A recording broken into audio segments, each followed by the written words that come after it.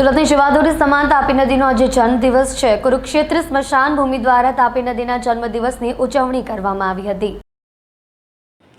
સુરતની જીવાદોરી સમાન તાપી નદીનો આજે જન્મદિવસ છે, જેના સ્મરણીય માત્રથી પાપોનો નાશ થાય છે તેવું આ વિશ્વની એકમાત્ર નદી છે। આજે સુરતમાં તાપી મૈયાની પૂજા કરવામાં આવી હતી। દર વર્ષની જેમ તાપી નદીને ચૂંદડી ઓઢાડી પૂજા કરાઈ હતી। કુરુક્ષેત્ર સ્મશાન ભૂમિ દ્વારા નદીને 1100 મીટર લાંબી ચૂંદડી અર્પણ કરાઈ હતી। આમ નામને માં તાપીના પ્રાગટ્ય દિન જયંતિની ઉત્સાહભેર ઉજવણી કરવામાં આવી હતી।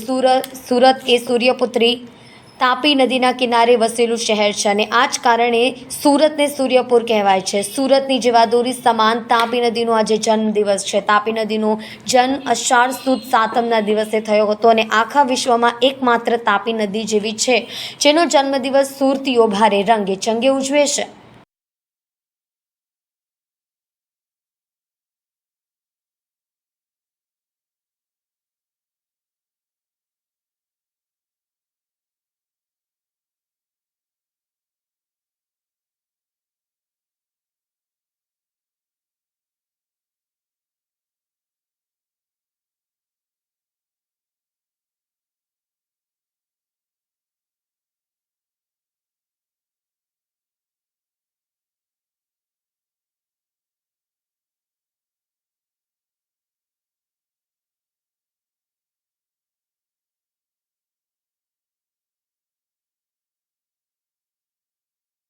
સુરત શહેર પોલીસ દ્વારા કાપોદ્રા પોલીસ સ્ટેશન ખાતે એફઆઈઆરના આધારે દાખલ થયેલા ગુનામાં મુદ્દામાલ મૂળ માલિકને પરત કરી તેજા તુજકો અર્પણ કાર્યક્રમ યોજાયો હતો।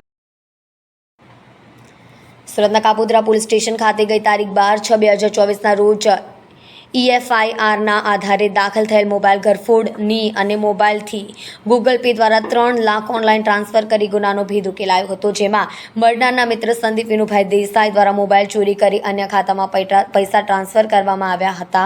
તે 3 લાખ રૂપિયાની મોબાઈલ કાપોદ્રા પોલીસ દ્વારા પોલીસ સ્ટેશન અને કોર્ટમાં ફરિયાદીને સહયોગ કરી નામદાર કોર્ટમાં હુકમ બાદ આજરોજ ફરિયાદીને તેરા તુજકો અર્પણ અંતર્ગત કાપોદ્રા PI MB અવસુરા દ્વારા 3,10,000નો મુદ્દામાલ સુપરત કરવામાં આવ્યો હતો। ગઈ તારીખ 28/5/2024ના રોજ કાપોદ્રા પોલીસ સ્ટેશન વિસ્તારમાં નાના વરાછા વિસ્તારમાં આવેલ જલારામ સોસાયટીમાં ફરિયાદી શ્રી એક ફરિયાદ કાપોદ્રા પોલીસ સ્ટેશન EFI ના માધ્યમથી નોંધાવેલ કે પોતાના સગા નાના ભાઈ નામે નિકુંજભાઈ કે જેઓ કેન્સરની બીમારીથી મૃત્યુ પામેલા છે, તેના પાણી ઢોળની વિધિ હોય એ વિધિમાં ઘણા બધા માણસો આવેલા હોય, તેથી તેમના નાના ભાઈની પત્નીનો મોબાઈલ કોઈ ચોર ઈસમ ચોરીને લઈ ગયેલ છે, જે મતલબની ફરિયાદ નોંધેલી। જે ફરિયાદ અનુસંધાને કાપોદ્રા પોલીસ સ્ટેશનના સર્વેલન્સ સ્ટાફને આ તપાસ આપવામાં આવેલી। જે તપાસમાં એવું જણાવેલ માલુમ પડેલ કે આ મોબાઈલના જે ચોર ચોરી કરીને રહી ગયેલ છે એ મોબાઈલના ઉપયોગથી એ મોબાઈલમાં પડેલા એકાઉન્ટમાંથી 3 લાખ રૂપિયા અન્ય એકાઉન્ટમાં ટ્રાન્સફર કરવામાં આવે છે, જેથી કોઈ જાણ ભેદું જ હોય એવી પોલીસને શંકા ઉપજતા પોલીસે એ દિશામાં બેંક એકાઉન્ટ વગેરેના આધારે તપાસ કરતા આરોપી સંદીપભાઈ વિનુભાઈ દેસાઈને આ ગુનાના કામે ધરપકડ કરેલી। આ આરોપી ખરેખર જે મૃત્યુ પામેલ નિકુંજભાઈ હતા એમના મિત્ર જ હતા અને 12માની વિધિમાં આવેલા અને ત્યાંથી એનો મોબાઈલ ચોરી અને પોતાને પૈસાની જરૂરિયાત હોય એના કારણે એણે એના એકાઉન્ટમાંથી 3 લાખ બીજાના એકાઉન્ટમાં ટ્રાન્સફર કરેલા અને આ ગુનો કબૂલ કરેલો અને એ કામે સંપૂર્ણ મુદ્દામાલ 3 લાખ રૂપિયા અને મોબાઈલ પોલીસ દ્વારા રિકવર કરવામાં આવેલો અને ગુનાનું ડિટેક્શન કરવામાં આવેલું। ત્યારબાદ આ મુદ્દામાલ છોડાવવા માટે ફરિયાદીશ્રીએ નામદાર કોર્ટમાં અરજી કરેલી, જેમાં પોલીસ દ્વારા તેમની મદદ કરવામાં આવી અને નામદાર કોર્ટના હુકમ થઈ આવે આ સંપૂર્ણ મુદ્દામાલ મહેરબાન પોલીસ કમિશનર શ્રીની સૂચના અનુસાર અને માર્ગદર્શન અનુસાર તેરા તુજકો અર્પણ કાર્યક્રમ અંતર્ગત આજરોજ એમના પત્ની જે મરણ જનાર છે એમના પત્ની તથા એમના ભાઈને 3 લાખ રૂપિયા રોકડા અને 10,000 રૂપિયાનો જેનો મોબાઈલ ચોરાઈ ગયો હતો એ સુપ્રત કરવામાં આવેલ છે। સુરત શહેરની જીવાદોરી ગણાતી સૂર્યપુત્રી તાપી નદીનો આજે જન્મદિવસ છે। તાપી માતાના જન્મદિવસ નિમિત્તે સફાઈ અભિયાન કાર્યક્રમ યોજાયો હતો। અષાઢ સુદ સાતમના દિવસે સૂર્યપુત્રી તાપી માતાનો જન્મદિવસ છે। સુરતની જીવાદોરી સમાન તાપી માતાના જન્મદિવસ નિમિત્તે વહેલી સવારથી જ ભક્તો તાપી કિનારે પહોંચ્યા હતા। તાપી નદીનો જન્મ અષાઢ સુદ સાતમના દિવસે થયો હતો। આખા વિશ્વમાં એકમાત્ર તાપી નદી એવી છે જેનો જન્મદિવસ સુરતીઓ ભારે રંગે ચંગે ઉજવે છે। સુરતની જીવાદોરી સૂર્યપુત્રી તાપી નદીનો આજે જન્મદિવસ છે, જેથી સુરતમાં તાપી સફાઈ અભિયાન કાર્યક્રમ યોજાયો હતો। સફાઈ અભિયાનમાં મોટી સંખ્યામાં લોકો જોડાયા હતા. તાપી નદીમાં કેમિકલયુક્ત પાણી છોડાતું હોવાનું પણ સામે આવ્યું છે. તાપી નદીની સફાઈ અભિયાન દરમિયાન મોટી સંખ્યામાં મૃત માછલીઓ જોવા મળી હતી. આજરોજ સુરત શહેર જિલ્લા કોંગ્રેસ સમિતિ વતી તાપી માતાનો પ્રાગટ્ય દિવસ હોય આ નિમિત્તે અમે અશ્વિની કુમાર ખાતે જે ઓવારો આવેલો છે ત્યાં સફાઈ અભિયાનનો કાર્યક્રમ રાખેલો અને સાથે સાથે એક આરતીનો પણ કાર્યક્રમ રાખેલો, પૂજા પાઠનો કાર્યક્રમ રાખેલો. એટલે આજના આ દિવસે સૂર્યપુત્રી તાપી મૈયાના પ્રાગટ્ય દિને સમગ્ર સુરત શહેરની જનતાને હું શુભકામના પાઠવું છું. ને સાથે સાથે અહીંયા ચિંતાનો વિષય પણ એક સામે આવ્યો છે, કારણ કે ગંદકી તો છે જ, ખૂબ વ્યાપક પ્રમાણમાં ગંદકી છે. સાથે સાથે અસંખ્ય સંખ્યાની અંદર જે માછલાઓ જે અંદર પાણીમાં અંદર મરેલા છે, તો અહીંયાથી આ તાપી માતાનું પાણી આપણી ઘેર પણ આવે છે. તો આ એક સવાલ ખૂબ મોટો છે કે આ પાણી કેટલું દૂષિત છે એ આપણે અહીંયા જોઈ શકીએ છીએ. સુરત મહાનગરપાલિકાના જે શાસકો છે એમણે તો જાણે આખે પાટા બાંધેલા હોય એ પ્રમાણે વર્તન છે. એટલે સુરત શહેરની જનતાને અને સુરત મહાનગરપાલિકાના તંત્રને પણ જગાડવા માંગીએ છીએ કે આપ શ્રી અહીંયા આવો, અહીંયા જોવો અને જે પરિસ્થિતિ છે એ તમે જોઈ અને એનું નિરાકરણ આવે એના માટેના પણ અમે એમને અપીલ કરીએ. સાથે સાથે સુરત શહેરની જનતાને પણ અપીલ કરીએ છીએ કે આપણી સૌનું આ સહિયારી જવાબદારી છે કે આ જે તાપી મૈયા છે એમને દૂષિત આપણે ન કરીએ, જેથી કરીને અહીંયા જે માછલીઓ અંદર મરેલી છે એ પણ ન મરે, બીજા પણ અસંખ્ય પાણીજન્ય જે જીવો હોય છે એ પણ ન મરે. અને સાથે સાથે આ જ પાણી આપણા ઘેર પણ પીવા. એટલે આ તાપી મૈયા આપણા માટે સુરતીઓ માટે લાઈફ લાઈન છે. એટલે આપણી સૌની સામૂહિક જવાબદારી છે એ પણ હું સુરત શહેરની જનતાને કહું છું. અને ફરી એક વખત આજના દિવસે સુરત શહેર જિલ્લા કોંગ્રેસ સમિતિ વતી હું તાપી મૈયાના પ્રાગટ્ય દિને સમગ્ર સુરત શહેરની જનતાને શુભકામના પાઠવું છું.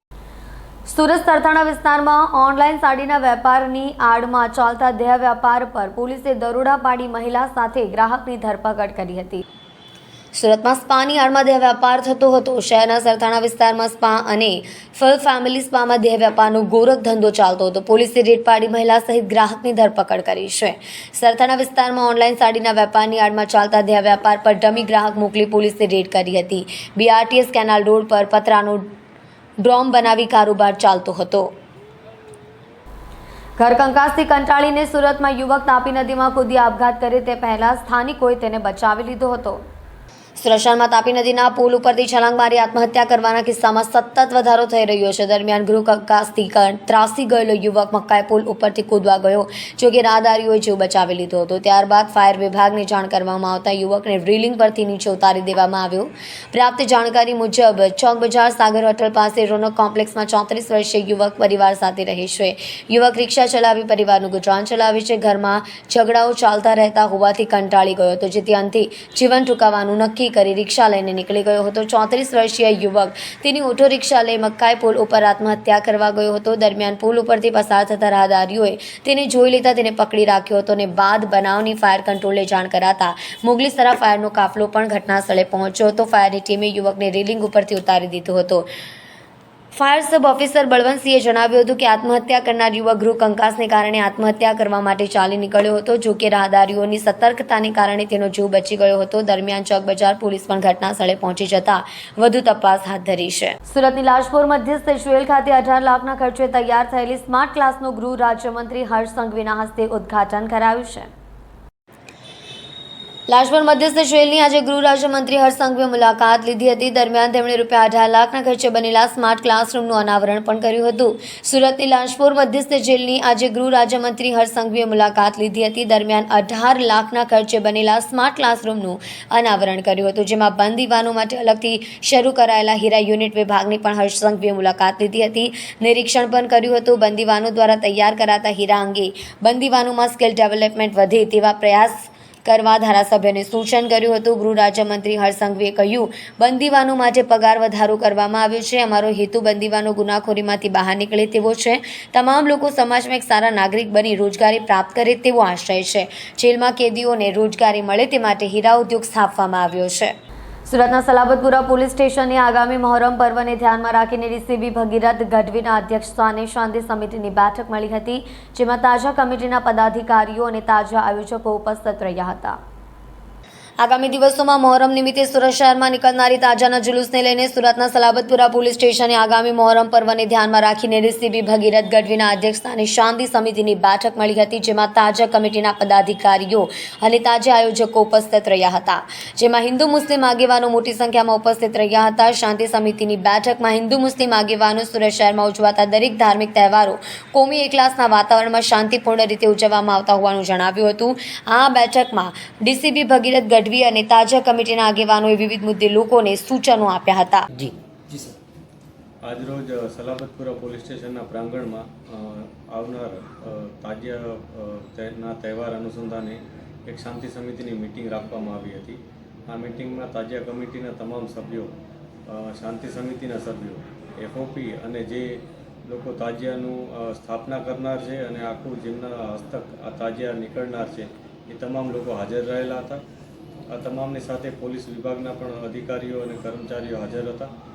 તમામ લોકોએ એક સુરે એક વાત કરી છે કે ખૂબ જ કોમી એખલાસ અને સૌહાર્દ વચ્ચે અને નિયમાનુસાર તાજિયાની ઉજવણી થશે અને સમયાનુસાર બધા તાજિયા પોતપોતાના સ્થાનેથી નીકળી અને સમયસર પહોંચી અને ખૂબ જ સારી રીતના આ તહેવાર લોકો ઉજવી શકે એ માટેનું એક વાતચીત પણ થઈ હતી અને આયોજન પણ કરવામાં આવ્યું છે.